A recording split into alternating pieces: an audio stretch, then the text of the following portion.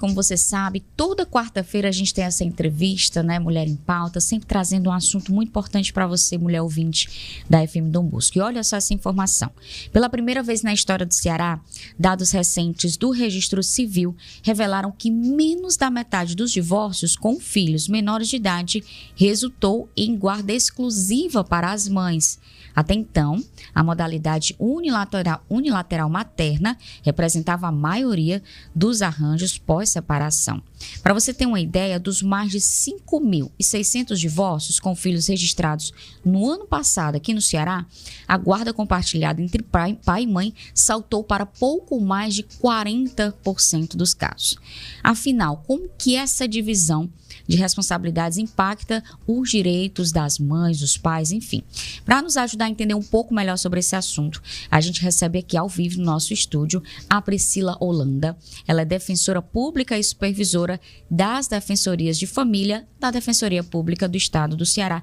Priscila, bom dia, seja bem-vinda ao Informativo Dom Bosco. Bom dia, obrigada por esse espaço aqui para a Defensoria Pública. É muito importante a gente ter essa conversa para esclarecer a população sobre o que significa de fato guarda compartilhada, das suas implicações, enfim. Então, estou aqui para tentar esclarecer sobre esse tema. Priscila, existe muita confusão entre o termo, né? Então, afinal, o que é que significa legalmente essa guarda compartilhada? Sim, existe muita confusão, porque a maioria das pessoas pensa que guarda compartilhada é a criança ficar alternando de residência. Passar uma semana na casa do pai, uma semana na casa da mãe, uma semana na casa do pai ou na casa da mãe, ou tantos dias na casa do pai, tantos dias da casa da mãe. Isso não é guarda compartilhada e essa forma de guarda não é nem recomendada, nem pela justiça, nem pelos psicólogos, porque a criança acaba perdendo o referencial de lar. Ela precisa ter uma residência fixa como base. Sim. Então, guarda compartilhada estabelecida pela lei não é isso. Guarda compartilhada é uma divisão de responsabilidades entre ambos os genitores, pai e mãe. Mas a criança tem um lar fixo, ela tem uma residência base, que pode ser ou a casa do pai ou a casa da mãe, a depender daquela residência que dê melhores condições para essa criança. Então, guarda compartilhada, só para esclarecer, é uma divisão de responsabilidade de maneira equilibrada e não uma alternância de casa de maneira constante, de forma que a criança fique de lá para cá o tempo todo. Entendi. E os critérios que a justiça utiliza, né, para definir se um casal ele está apto ou não para esse modelo de guarda compartilhada? Pronto. A lei prevê que a justiça deve fixar prioritariamente a guarda compartilhada em detrimento da guarda unilateral. Por quê? Porque, como regra, a guarda compartilhada é mais benéfica aos interesses da criança e do adolescente. Sempre que se vai tomar uma decisão a respeito de direito de família que envolve criança e adolescente, a gente tem que pensar, claro, no pai, na mãe, mas prioritariamente na criança. São os interesses da criança ou do adolescente que devem prevalecer. E essa modalidade de guarda, que é a compartilhada, em que há divisão de responsabilidades, ela é a preferencial. Claro que há determinados casos em que essa guarda não é possível. Quando não há, por exemplo, a menor possibilidade de diálogo entre os pais, quando eles não conseguem conversar a respeito das decisões a serem tomadas com relação aos filhos, ou então quando há indícios de prática, de risco de violência doméstica. Nesses casos também a própria lei diz que a guarda compartilhada não é recomendada. Mas, tirando os casos em que há um risco real de prática de violência doméstica e que não há um diálogo realmente entre os pais, realmente a justiça prefere que seja fixada a guarda compartilhada para que haja essa divisão mais equilibrada de responsabilidades. Aí, nesse caso, quando não é possível a guarda compartilhada, fica para unilateral, então? Exatamente. Aí vai ficar uma guarda unilateral para um dos dois, pai ou mãe, a não ser que nenhum dos dois seja apto, que era isso acontece. Que eu ia perguntar, e se nenhum dos dois forem aptos, né? Aí a justiça pode, sim, fixar uma guarda para uma terceira pessoa, mas é realmente algo bem excepcional.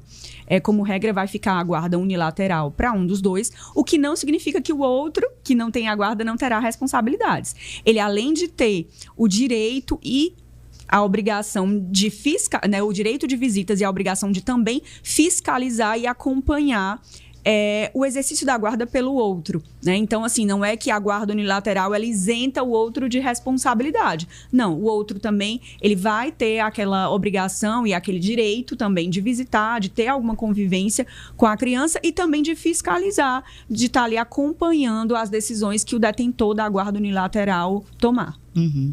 Priscila, quando a gente fala de guarda compartilhada, muitas ouvintes com certeza estão acompanhando a gente nesse momento, se questionam logo com relação aos custos, né, dessa criança.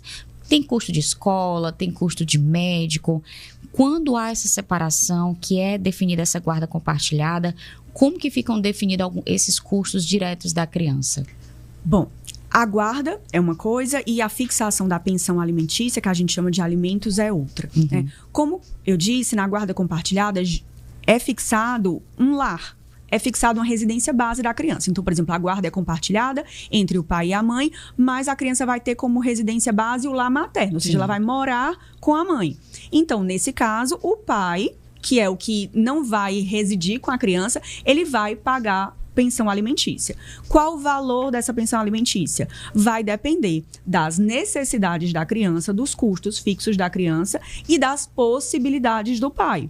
Certo? Então, a Justiça faz uma avaliação desses dois pontos. Quais as necessidades da criança, mas eu não posso também... Claro, eu tenho que avaliar tudo que a criança precisa, as condições dela. Por exemplo, ela tem uma condição específica de saúde que exija um determinado custo, um tratamento. Às vezes, uma criança portadora de TEA, né, que precisa de terapias constantes, às vezes, custo com medicamentos adicionais. Então, isso é levado em consideração, mas também é levado em consideração a renda do pai e as possibilidades. Porque também não adianta fixar uma pensão que ele é incapaz de pagar. Então, é feita essa avaliação das necessidades e possibilidades e é fixada um valor de pensão alimentícia.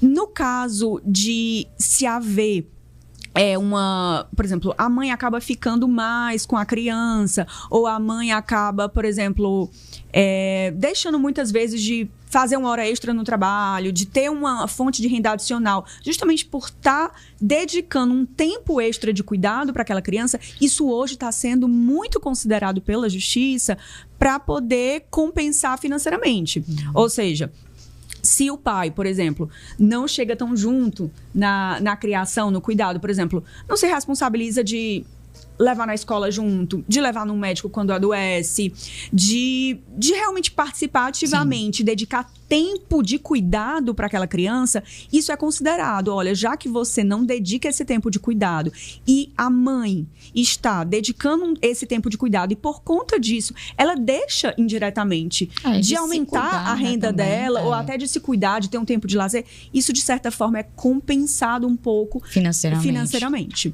Claro que não é o ideal, mas é o que a Justiça tem feito para tentar compensar um pouco essa disparidade, essa diferença aí de tratamento.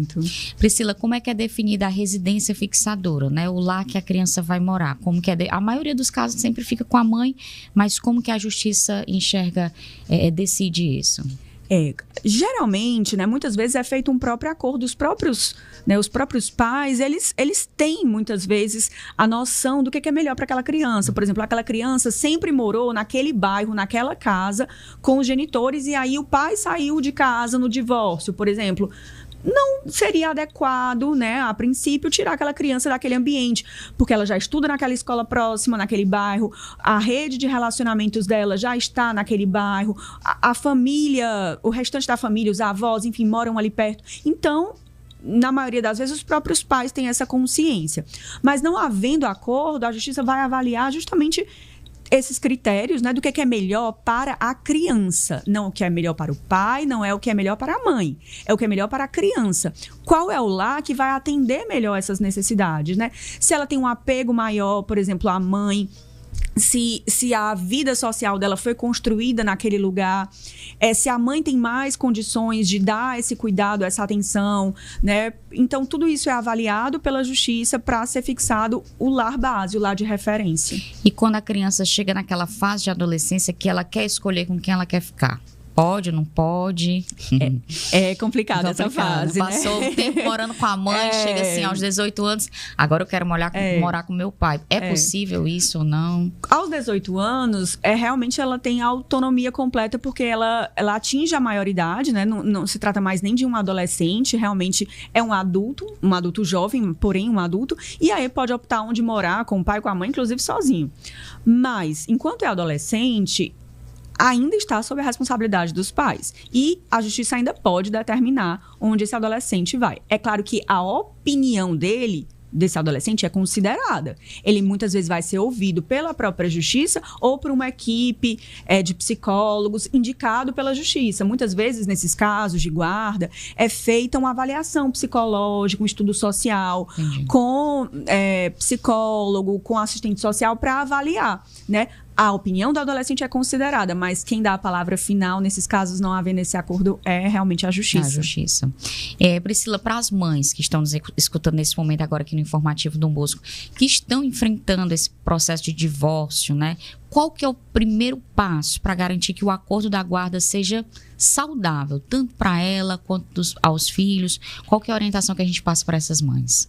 Pronto. É muito importante, eu sei que muitas vezes a gente acompanha muito isso nas varas de família, nos processos relacionados à família, que o fim dos relacionamentos sempre, né, muitas vezes, sempre não, mas muitas vezes geram mágoas, traumas e algumas animosidades por conta disso. Então é muito importante que os pais, né, o pai, a mãe, eles façam, né, tenham essa consciência de que eles precisam pensar nesse momento nos filhos, na criança e no adolescente. Então tentar não levar as mágoas pessoais de um com o outro para a criança ou adolescente. Tentar, na verdade, quando forem tomar as decisões, quando forem estabelecer guarda, quando forem tentar fazer acordo com relação à pensão alimentícia, pensarem na criança, que aquilo é em prol da criança ou do adolescente, né? Tentar deixar realmente essas mágoas de lado. E aí, tentar sempre primeiro um diálogo, um acordo saudável, não sendo possível, realmente procurar a justiça. E aí pode ser através de advogado particular, quando as pessoas têm condições de arcar com esses custos, ou, no caso, também procurar a Defensoria Pública, que é um atendimento 100% gratuito para aquelas pessoas que estão, né, que não têm condições de arcar aí com as despesas de um advogado. Então, a Defensoria Pública tenta primeiro ali mediar um acordo, muitas vezes, para a gente já chegar na justiça com um acordo só para ser chancelado, para ser homologado, como a gente chama, pelo juiz. E quando a gente não consegue acordo de jeito nenhum, aí a gente entra com uma ação judicial contra a outra parte para tentar dentro do processo estabelecer essas questões. Mas é muito importante que se passe por essas fases, dessas tentativas de diálogo. O acordo sempre é o melhor caminho, principalmente quando a gente está falando de envolvimento aí de filhos. Tá bom, então. Conversamos com a Priscila Holanda, ela é defensora pública e supervisora das Defensorias de Família daqui da Defensoria Pública do Estado do Ceará. Queria então que você ficasse à vontade para suas considerações finais, se quiser deixar seus contatos, redes sociais, se alguém quiser conhecer um pouquinho mais sobre o seu trabalho, como conseguir. Bom, primeiramente agradeço o espaço, mais uma vez é muito importante essa conversa para esclarecer a população. Vocês podem acompanhar o trabalho da Defensoria Pública pelo Instagram da Defensoria Ceará, @Defensoria Ceará. Lá é sempre postado, né, às vezes os atendimentos que a gente faz, tanto nos locais fixos, como às vezes atendimentos de mutirões em determinados locais. Então, às vezes, você não tem defensoria perto da sua comunidade, mas determinado dia vai um caminhão com defensores, fazem um atendimento lá perto. Então, é sempre importante acompanhar para ficar atento, né? A sede da Defensoria fica ali no bairro Luciano Cavalcante, mas nós temos vários núcleos descentralizados para atendimento na cidade, como, por exemplo, no bairro João 23, na Messejana. Então, a gente pode, né, as pessoas podem se informar sobre os locais de atendimento mais próximos de sua residência pelo 129, né? Ligar no 129, que é o Alô Defensoria, e lá obter essas informações para que possa procurar a defensoria mais próxima de sua residência e ter aí resguardados, garantidos os seus direitos, tanto nas ações de família, que é o que a gente está falando hoje, mas também em outras áreas. Tá bom, então muito obrigada pela entrevista, um bom dia, um bom trabalho. Bom dia, muito obrigada. Agora 7h25.